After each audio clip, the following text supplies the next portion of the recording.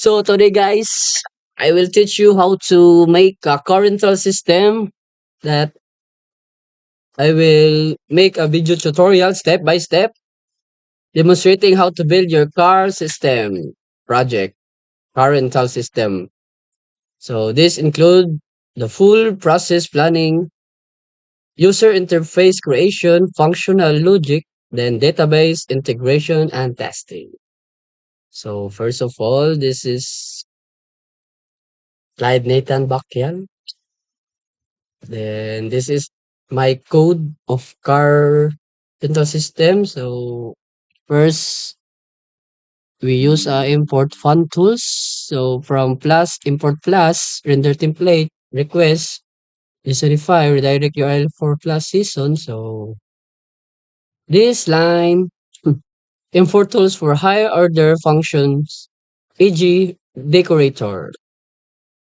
Then this line, this is import for plus function for web handling redirecting pages, redirecting the season handling, etc. or etc. Then there is a kani, then import tawag function securely hash and verify password. So nag-import tawag hash password din no, and then verify. Then from datetime kani, from datetime then import og time delta to manage the time duration.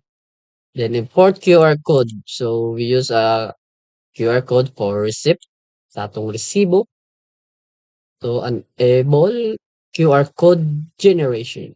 So import IO to handle input-output operation EG file streams. So kaning import ta og base64 to for encoding decoding data in base64. Then we import MySQL connector. So connect for connecting to MySQL database para mo connect niyang kaning code sa MySQL database nato. Then from datetime, import datetime for handling date or time. Mag-handle siya og schedule ug ang oras. Dun sa atong from functools, import wraps. So import wraps to preserve function metadata in decorator already imported above. Then there is a from work GOG utils import secure file name. So we ensure the file name are safe to use saving files. Secure niya ang file note para kung mag-save of files. Wala ni guys. Virus to virus. Then if we import OS to provide function interact the OS e.g. file paths. Then we use import random for generating random values. So mga random values no. For generate some random values for then we import string for working with character string generating random password. So para sa mga random password no, we use a string. Then for functools import wrap duplicate of line 10 can be removed. Duplicate line 10 line 10 can be removed there. Then there is a common import get data database connection admin required upload folder. So get DB connection admin require upload folder. So import shared function variable from common py. So na-address atong comment from common py. Then we use import accounting routes to import accounting. So ano to? To import accounting related routes. Nag-import ng accounting sa related na route. So same padung diri.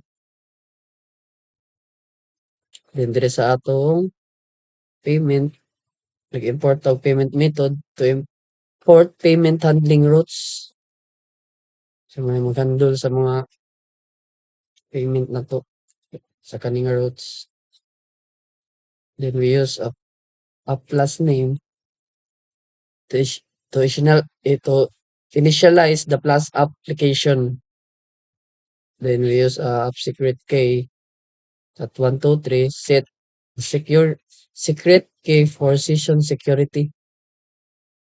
Then a permanent a permanent session lifetime. Set a session expiry time to 2 hours. Mag-expire ang time pag abot nag 2 hours. Dun ka sa app config, upload folder. So set the folder path where uploads are stored. Set siya og ano, folder path where asa ang upload nga store. Then dire sa register blueprint accounting, kuha ta dire og the accounting yan ay booking calendar, then rental extension, then payment method. Muna sa atong kuan. Register blueprint, then dire sa database config natay host na then user then password database. So ang sulod ani kay ang ating localhost, then roots, then password. So blank kay kita may putang anak. Then database, ang pangalan sa tong database is cars. Sulod sa tong database ay cars. Then define ito, get database connection that have a empty list, then return to MySQL connector to connect db config. Connect siya din, no? Kung db config. Then nag-define tag login required, then rule sa client, patong sa client, then define tag wrapper fn wraps fn, then define a decoration view that rgs or rgs. Then if user ID not in season, so mag-flash yung message that please log in first. So mag-log in sa una, no? Then return to redirect URL. So gamit ang redirect URL para mabalik siya sa login. So balik siya login. Balik siya dire sa itong define nga login. Then if role admin, ang season get user role admin, so mag-flash siya no message that access denied. Access denied ang access niya. So return na po siya sa URL. Redirect URL for home, balik siya sa home page. So maura siya same ra diri. Decorated view, balik na siya sa decorated view. Return sa decorated view, then return to define wrapper. Then there is admin required, mga required sa admin. Then define tawag decorated function that RGS, then same as ani, same ani. And if role not in season or season user rule, admin mag-flash ang message, you do not have permission to access this page. So wala permission na para maka-access ani nga page.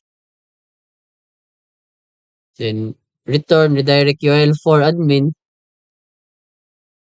to log in page, then return to balik na pud siya dire sa atong i-define. Then return pud siya sa atong define decorated function. So mo na dire na generate ra mo tag payment reference. Generate og unique reference. Ano siya nga naay string, digit, date part, random part, then return na pud siya text string booking. Balik na pud siya sa kuan booking. Then muna ni atong mga route guys, itong ruta. Then natay nag-define ta dire og define tag home that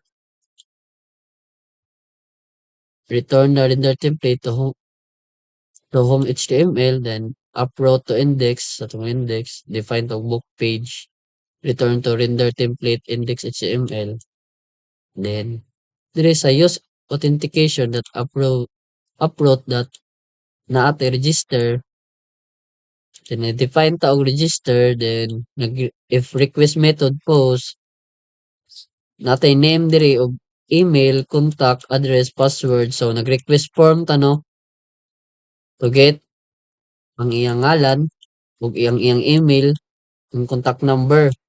So address or an address and password. So then i-validate that all fields are filled. So if not all, if wala na kumpleto ni ang gipangayo nga name, email, contact number, address, password, so mag-flash na pud siya og message no to all field are required. So kailangan ang tanan field. So kailangan ni si name, email, contact number, address, password. So nagamit na butag return to redirect URL para mobalik na po siya sa register. Register mo siya balik. Kumpletuhan dapat niya para maka-continue siya. Then maka-proceed sa kasulod. Then validate email format. So if wala siya at not in email or not in email, so mag-flash yung message no nga invalid ang email format. So invalid ang email nga iyang gibutang. So like fake or gipatak-an ra. So use kay ni siya guys para maiwasan na to ang pag-scam. Need yun nga kung sa email ato gid ibutang, mao nang nag-require gid siya diri nga dapat kumpleto ni.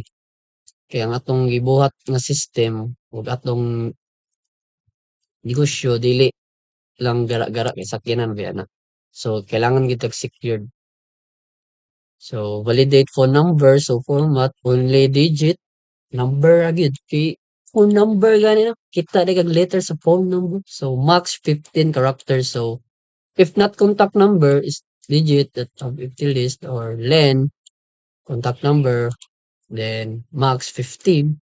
So mag-flash siya og invalid phone number. So invalid iyang gibutang nga phone number kasi iyang gibot nga og Clyde 09463. Then only numbers allowed, numbers ra gyud. Phone number ba? Tawagi ko ug buwag na mo. So max 15 digits. So mo to no. Max of 15 digits. Mo na ang iyang i-flash nga message if ang number dili mao. So return to redirect URL4 na pod para mobalik siya sa register. Magbalik-balik gud siya ug di niya kumpletuhon ug gara-garaan niya. So we use a hash password, generate password, have a password, then get DB connection, Consure, then try to insert into user o email kani insert sa atong mga kailangan kani para maka-register. Then ang values mo siya. Then if successful na niya ang pag-create, so mag-flash ang message that account created successfully. Please log in. So i-log in na din. Then redirect ka po dyan sa login. Para i-log in to nimo imong gi-create. Then accept my SQL connector. Integrity error that plus email is already exists. Ug gibalik-balik nimo imong niya, lista nimo imong pangalan, dili pwede kay labi ingon ana nga email din na sa imong classmate niya. Niabang kag sakinan, nga gigamit nimo iyang email. Dili na pwede kay basin day mga scam kanya iyang email imong gigamit. So pahamak siya. So mo nang kung magbuhat ka, imo gyud dapat kay para dili siya mag already exist. Kay what if abang na din siya dito nga page, di siya pwede magbalik-balik kay na may record sa database mo na. Then try different one. So i- lain nga email ang ulitin. Then mag-close na din siya. Finally close. Then return to render template register HTML. Balik siya sa kuno register. Then nag-define ta og login method, nag request method post, request ta og email that request form, nga nangayo ta og email ug password. So mo ni ang pag-login nato. Ang pangitaon na dayon pag human nato register ang email ug ang password. Then we use a get DB connection sa atong database. Then select from user asa sa email. Ano na? Enroll sa client. Then close na po dayon. Then dere if user and check the password hash season mo ni equals true. Then season name equals to user to name. Then if maka-proceed na ka, makasulod na ka, then magkuha na din siya sa dashboard na 'to 'no, mag-flash siya og message na, "Welcome to the client dashboard. Successfully mo login." So return redirect URL for client dashboard. So mobalik siya sa atong user interface pag human na 'tong login dito sa atong like homepage, like ano. Or else mag-flash siya og invalid email or password. So wrong imong butang nga password or email. So nagbalik na pud ta og return redirect URL para mabalik siya sa login. Auto siya login basin na mali ra siya type. So return to render template to login. Then napud sa tong logout, nag-define ta og logout. System clear that you have been logged out. So if ma-log out na nato ang account. Then return to redirect URL for login. Balik lang siya ka login kaya man mo kay So mura to nga. Mura ni atong diri taas mo kayo ni. Sakita na lang nako. Itong payments, itong cars, road, payment, pick up sa ano sana to pick up na payment method mura ni siya then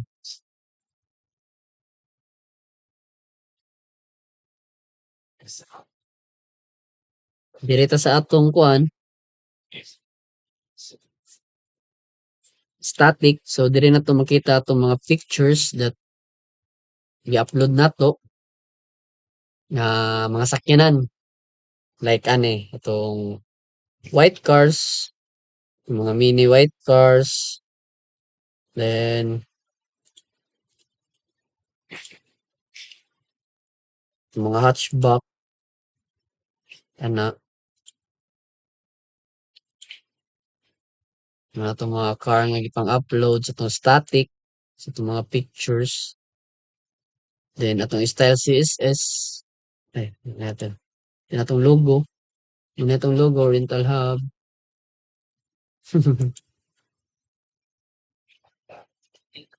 then atong HTML mao ni muna atong mga route o kani si home HTML si index then login mao ni sila atong register HTML muna atong mga route nga HTML so muna to atong code sa atong current system so atong gigamit nga para masundan sa atong data so gamit ta og Laragon application. So first tudloan ta mo unsaon pod paggamit og Laragon mag-start all ta then okay extra ni siya kay then database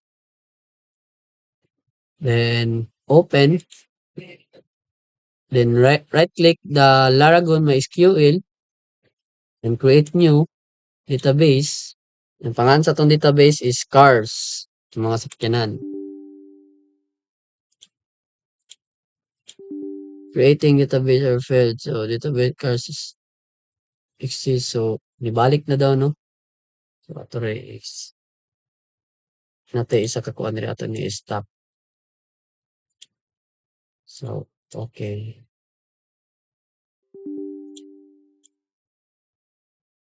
Open ulit sa service.